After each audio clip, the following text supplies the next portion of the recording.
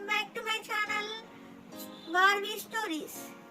ఇవాళ రిషిక వాళ్ళ ఇంట్లో అందరూ ఎవరి పనిలో వాళ్ళు ఉంటారు. సడన్ గా ఏం జరుగుతుందో చూడండి.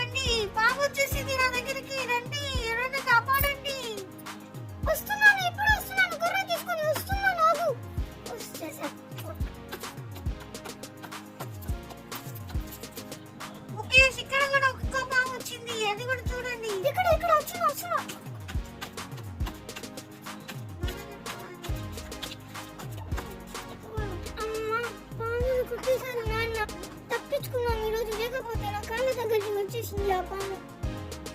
చూసారు కదండి ఈరోజు వీడియో ఎలా ఉంది చూడండి.